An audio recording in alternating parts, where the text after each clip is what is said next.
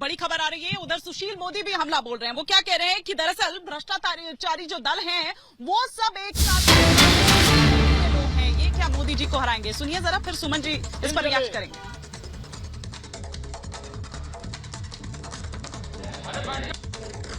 देखिए, तो खोदा पहाड़ निकली चूहिया। 1 महीने के प्रयास और 5 घंटे की बैठक के बाद क्या निकला? कुछ नहीं निकला। अगली बैठक कहाँ होगी, इसका डेट क्या होगा, इतना ही तो निकला। बड़ा प्रचार किया जा रहा था कि नीतीश कुमार को कन्वीनर बनाया जाएगा। कहाँ बने कन्वीनर? आम आदमी पार्टी ने प्रेस कॉन्फ्रेंस का बायकॉट कर दिया क्योंकि ऑर्डिनेंस के मुद्दे पर कांग्रेस ने कोई अपनी वचनबद्धता प्रकट नहीं की।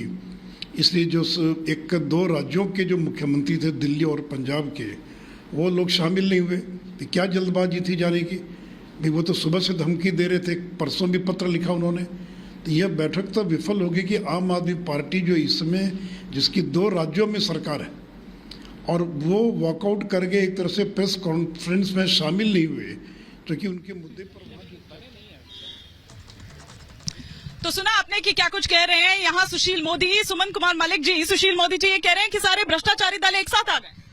देखिए, सुशील मोदी जी और जो भाजपा के लोग हैं वो चाहते हैं कि देश के जनता के सामने उनको दिग्भ्रमित करें, क्योंकि नरेंद्र मोदी जिस बातों को लेकर, जिन वादों को लेकर वो जनता के सामने आए थे, पूरा देश अपने आप को ठगा हुआ महसूस कर रहा है, छला हुआ महसूस कर रहा है। और हमारे भाई बोलते हैं कि वो सरकार आज की सरकार, पहले जो सरकार थी, पूर्ववर्ती सरकार जो थी देश में, उस समय 550 रुपए गैस का एक दाम था, एक सिलेंडर का दाम था।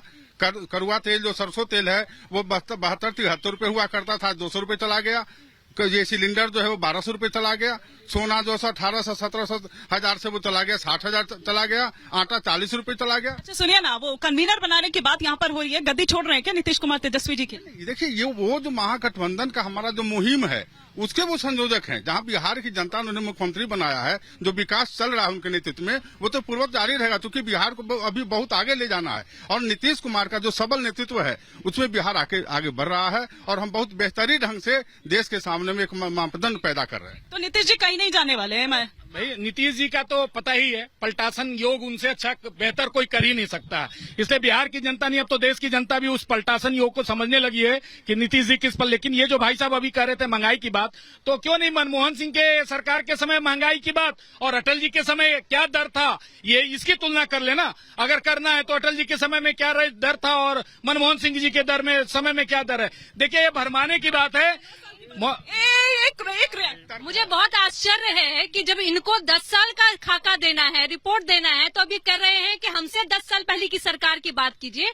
और मैं पूछना चाहती हूँ कि कन्वीनर मुख्यमंत्री जी को बनाया गया विपक्षी एकता के लिए। आप इतनी तिलमिलाहट अगर कह रहे हैं तो प्रधानमंत्री जी को प्रधानमंत्री पद का इस्तीफा लेके प्रधानमंत्री बने। लेकिन अनुप्रिया जी, इतनी मेहनत, सुनिए ना, इतनी मेहनत तो काम आई नीतीश कुमार जी की कि वो सबको यहाँ पर ले आए, अलग अलग राजनीतिक हितों वालों को, अलग अलग एजेंडा जिनका है, अलग अलग जिनकी विचारधारा है। लेकिन केजरीवाल और भगवंत मान को वो प्रेस कॉन्फ्रेंस तक नहीं ला।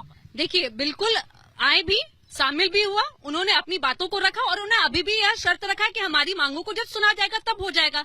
तो इसने अभी यह नहीं कहा कि हमने भाजपा का दामन थाम लिया है, हम भाजपा के पक्ष में लड़ेंगे। अभी भी सभी दलों की लड़ाई जो है भाजपा के खिलाफ है, क्योंकि इनके नहीं। लेकिन आप संतोष मांझी को नहीं रोक पाए, जयंत चौधरी भी विड्रॉ कर गए, ऐसे एक एक कर तमाम। जिनका दिल पहले ही कहीं जाके लगा है, जिनके दिल में कहीं और जाने की इच्छा हो, जिनको कुछ और के प्राप्त है।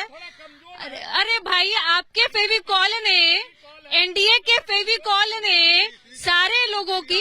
देखिए, एक चीज है, बिहार की राजनीति में बहुत ही मजेदार देखने को मिल रहा है, खासकर भाजपा नेताओं में, उनकी तिलमिलाहट में उनकी भाषाएं की गरिमा इतनी नीचे स्तर पे चली गई है। तिलमिला रहे हैं राहुल जी तिलमिला रहे हैं आप, और इसीलिए बौखलाहट में, तिलमिलाहट में इस तरह की भाषा निकल रही है। देखिए, मैं आपको एक चीज बताना चाहूंगा कि जो विपक्षी एकता हुई, खास करके अगर उसमें मैं अगर एक लाइन में कहूं तो दर्द दिलों के कम हो जाते हैं, मैं और तुम गर हम हो जाते हैं। ये पहले हम होने की कल्पना कर लें, क्योंकि जब आने से पहले जब विपक्षी एकता, हम तो आपके हो गए ना। वो कह रहे हैं कि हम आपके हैं कौन, उनसे तो कह रहे हैं हम आपके हैं कौन। मैंने एक मिसाल दिया है कि आप कार्य, देखिए यहाँ जो लड़ाई है वो नामदार वर्सेस कामदार है। और 9 साल में मोदी जी ने जितने काम किए हैं, इसको बताना नहीं, इसको महसूस करने की आवश्यकता है। कन्याकुमारी से लेकर कश्मीर तक की अगर हम चर्चा कर ले तो वो आएगा ही आएगा। लेकिन मैं आपको एक बात बता दूं कि टीएमसी ही आई, विपक्षी एकता की बात की, ये यहाँ पर घूमे फिरे सारा चीज ठीक है, लेकिन बताइए टीएमसी ने आने से पहले क्या कहा? उन्होंने कहा कि कांग्रेस ये तय कर ले कि हमारे यहाँ नहीं लड़े, ठीक है। समाजवादी पार्टी ने क्या कहा? यूपी के 2 लड़के ने एक पर इतना तो चलता है, अगर इतना बड़ा कुनबा है, आपके साथ भी तो हुआ है। मैं एक चीज और बताना चाहूंगा। अभी कुछ दिन पहले जो पंचायत चुनाव बंगाल में हो रहे थे, उसमें सबसे ज्यादा जो घटनाएं घट रही थी, उसके खिलाफ हाईकोर्ट ने ममता बनर्जी दीदी को दिया कि आपको केंद्रीय सुरक्षा बल के नेतृत्व में ही चुनाव कराना है। ममता दीदी जो पक्ष की रखने गई उसमें कांग्रेस, बीजेपी और सीपीआई दोनों थी। मतलब आप वहां गठबंधन का पालन नहीं कर रहे हैं, और जो एकमात्र विधायक जो कांग्रेस का जीत कर आता है उसको ममता दीदी अपने में मिला लेती है। तो वो क्या संदेश देना चाहती है? वो कौन सी एकता की बात करती है? पहले तो ये बढ़ जाए कि इनको जो सगाई करने जो लोग आए थे, पटना का एक बहुत मशहूर कहावत है, पटना कहाँ है, समझी? तो ये जो लोग लेकिन मैं